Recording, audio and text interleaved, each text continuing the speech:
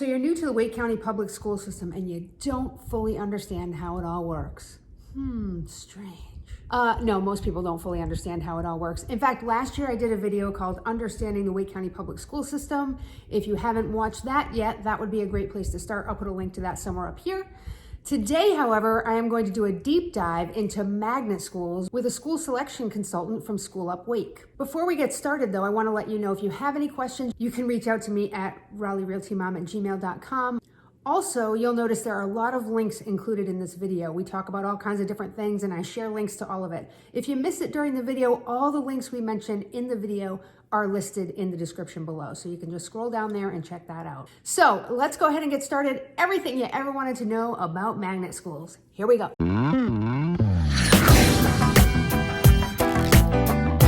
Today I am here with Libby Taylor, no relation.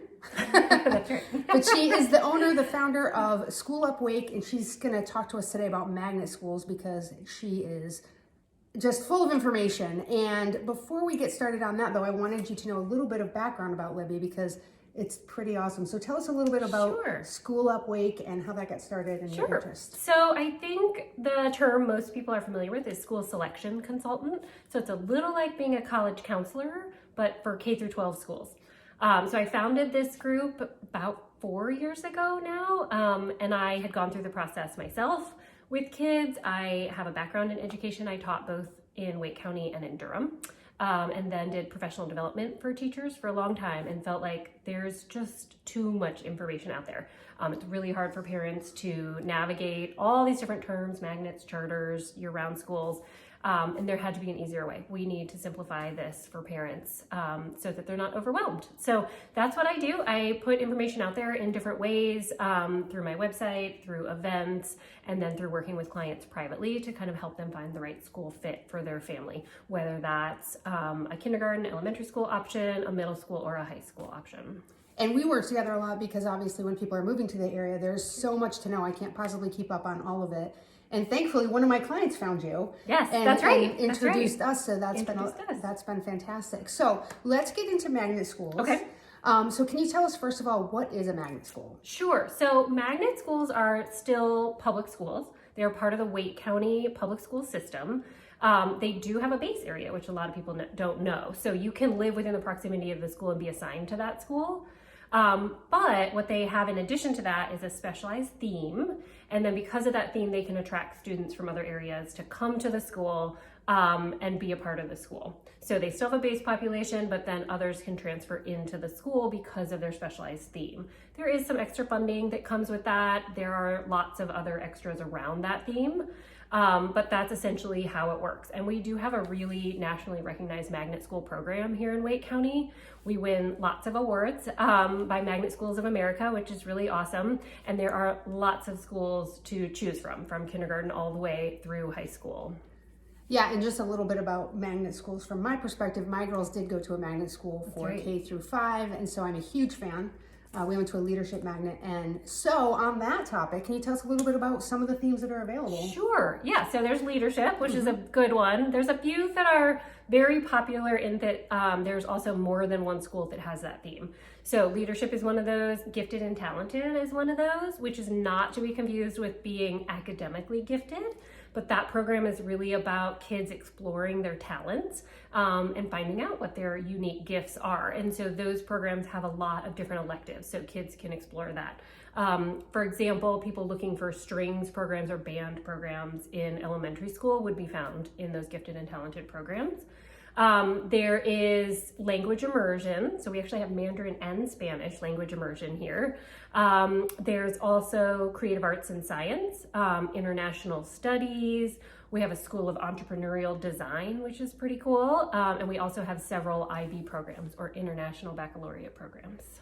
And I know when my kids were in it, and you can correct me if I'm wrong, but the coolest thing in the leadership magnet, and I'm guessing for all the themes, is that is integrated into all the curriculum. That's right. So all your classes contain this theme. That's right. It's not just People ask me a lot, like, do you know who's a base student or who's a magnet student? And you don't. It's all integrated. Everyone's learning through the same curriculum unless it's language immersion.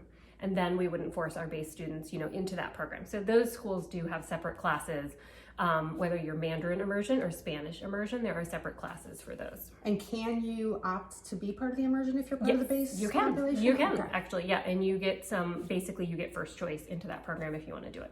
Gotcha. So there's all these programs and it can be a bit overwhelming. I know that I felt that way when my kids were starting. I'm like, oh, there's so many. So what's the best way for people to get information and kind of narrow down their options? Sure. So you definitely want to do some research online. There's a great, Wake County website that shows you all the different magnet school programs.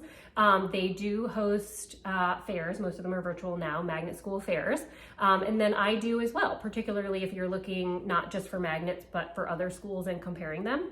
So both in the fall and in the spring, I host information sessions. So these are mostly virtual right now, but I talk through how magnet schools work, how you apply, what the different schools kind of feel like, what those different themes are, what the pathways are, and then we also talk about, charter schools and private schools as well. But that's just a place to get a bunch of information and kind of narrow it down for your kid. And it's nice because people can talk one-on-one with you. So some of the stuff that feels so overwhelming, you're able to really narrow it down for them. Yes. So mostly I do them on Zoom now, and we, can answer any questions that people have as they go. Awesome. So what are you finding is the number one reason that parents want their kids to go to a magnet school, or some of the top reasons? That's a great question. So this varies so widely. A lot of different reasons. So one of the reasons would be electives. Some of those programs, I mentioned some of those themes have a lot of different electives that go with them. So if you're interested in having extra art classes or STEM type classes, music classes, any of those programs, and sometimes languages that aren't housed in our traditional base schools, then you would want to look at a magnet school program. I have clients who do it because they want a particular middle school. So if you pick a magnet elementary school, there are pathways that get you priority in certain middle schools. So I do have clients who look at it that way as well. I have clients who simply don't like the schedule of their traditional school. Okay. So maybe they don't want year round, and they want to apply to a magnet school so they can be on a traditional schedule. Most of the magnet schools are on a traditional calendar schedule. So those are just a few. Some people are really interested in, again, having additional programming that they wouldn't find in their traditional base school.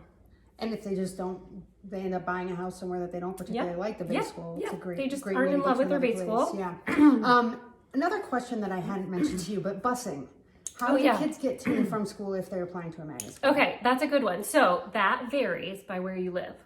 So you can look when you go to the address lookup tool on Wake County. You can see the list of magnet schools that you can apply to, and everybody doesn't get all the schools. And then you'll see the busing options. So some magnet schools do have a neighborhood bus to areas, and they will pick up in your neighborhood. Some do what's called an express bus.